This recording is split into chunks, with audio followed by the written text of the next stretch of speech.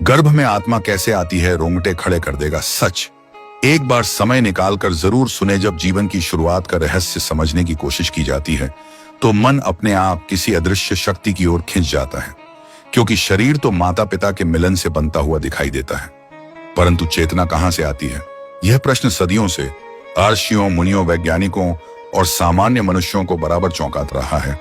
और यही वह जगह है जहां से आत्मा के गर्भ में आने का रहस्य शुरू होता है।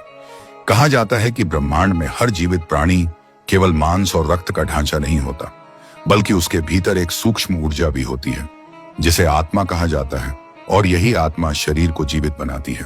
प्राचीन ग्रंथों के अनुसार जब किसी मनुष्य का शरीर मृत्यु को प्राप्त होता है, तब उसकी आत्मा शरीर को छोड़ देती है, लेकिन उसका अस्तित्व समाप्त नहीं होता। वह अपनी अगली यात्रा की प्रतीक्षा करती है। यह प्रतीक्षा कब समाप्त होगी, यह उस आत्मा के कर्मों पर निर्भर माना गया है, क्योंकि कर्म ही तय करते हैं कि अगला जन्म कब और कहां मिलेगा। जब किसी स्त्री के गर्भ में नया जीवन बनने की प्रक्रिया शुरू होती है, तब केवल कोशिकाओं का मेल नहीं होता, बल्कि प्रकृति एक विशेष क्षण की प्रतीक्षा करती है। कहा जाता है कि जब माता के गर्भ में भ्रूण बनने की प्रारंभिक अवस्था पूरी होती है, तब एक सूक्ष्म क्षण आता है, जिसे आध्यात्मिक दृष्टि से अत्यंत रहस्यमय माना गया है। इसी क्षण में एक भटकती हुई आत्मा उस बनने वाले शरीर से जुड़ती है। यह प्रक्रिया हमारी आंखों से दिखाई नहीं देती, इसलिए यह हमेशा रहस्य बनी रहती है। वैज्ञानिक दृष्टिकोण से देखें तो गर्भाधान के बाद कोशिकाएं तेजी से विभाजित होती हैं और कुछ ही हफ्तों में हृदय की धड़कन शुरू हो जाती है। परंतु आध्यात्मिक मान्यता कहती है कि धड़कन शुरू होना केवल जैविक प्रक्रिया नहीं, बल्कि आत्मा के प्रवेश का संकेत भी हो सकता है। कई संतों ने अपने अनुभवों में बताया है कि आत्मा गर्भ में आने से पहले उस परिवार के आसपास सूक्ष्म रूप से मंडराती है जहां उसे जन्म लेना होता है।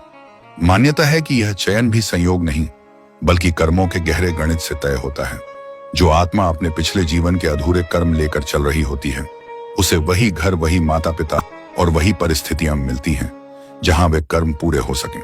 इसलिए कहा जाता है कि कोई भी जन्म आकस्मिक नहीं होता, बल्कि एक बड़ी ब्रह्मांडीय योजना का हिस्सा होता है। कुछ आध्यात्मिक परंपराओं में यह भी वर्णन मिलता है कि गर्भ के तीसरे महीने के आसपास आत्मा का जुड़ाव और मजबूत हो जाता है और तभी से भ्रूण में सूक्ष्म प्रतिक्रियाएं बढ़ने लगती हैं। कई माताएं बताती हैं कि गर्भावस्था के दौरान उन्हें अजीब सपने आते हैं या एक अनजानी भावना महसूस होती है, जैसे कोई नया जीवन उनसे संवाद कर रहा हो। वैज्ञानिक इसे हार्मोनल परिवर्तन कहते हैं, पर आध्यात्मिक लोग इस आत्मा की उपस्थिति का संकेत मानते हैं। इस रहस्य को और गहरा बनाती है वह बात कि हर बच्चा जन्म के साथ अलग स्वभाव लेकर आता है। कोई बहुत शांत होता है, कोई बहुत चंचल होता है, कोई असाधारण प्रतिभा लेकर आता है तो कोई बहुत संवेदनशील होता है।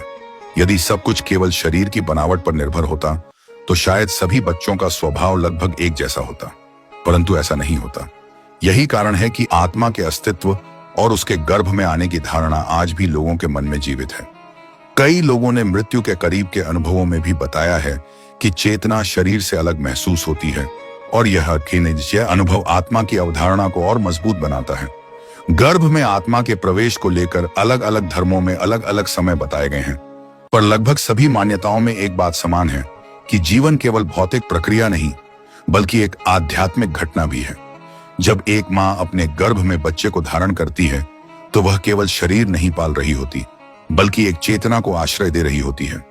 यही कारण है कि गर्भवती स्त्री को शांत रहने, अच्छा सोचने और सकारात्मक वातावरण में रहने की सलाह दी जाती है, क्योंकि माना जाता है कि गर्भ में आने वाली आत्मा उस वातावरण से प्रभावित होती है। पुराने समय में गर्भ संस्कार की परंपरा इसी सोच पर आधारित थी, जिसमें माता को अच्छे विचार सुनाए जाते थे, भजन मंत्र और सकारात्मक कथाएं सुनाई जाती थी, ताकि आने वाला शिशु उत्तम संस्कार लेकर जन्म ले। वैज्ञानिक इसे मात्र मानसिक स्थिति का प्रभाव मानते हैं, जबकि आध्यात्मिक परंपरा इसे आत्मा के संस्कारों का पोषण कहती है। सच्चाई चाहे जो भी हो, एक बात स्पष्ट है कि जीवन का आरंभ केवल एक जैविक घटना नहीं लगता, क्योंकि उसके साथ भावनाएं, चेतना और व्यक्तित्व का जन्म भी जुड़ा होता है। जब कोई शिशु पहली बार रोता है तो वह केवल फेफड़ों का खुलना नहीं होता, बल्कि ऐसा लगता है जैसे कोई चेतना इस संसार में अपने आगमन की घोषणा कर रही हो। यही वह क्षण है जो हर बार इस रहस्य को और गहरा बना देता है कि आखिर वह चेतना आई कहां से थी। शायद यही कारण है कि आत्मा के गर्भ में आने का प्रश्न आज भी पूरी तरह सुलझा नहीं है। विज्ञान अपनी खोज में लगा है और अध्यात्म अपनी अनुभूतियों में।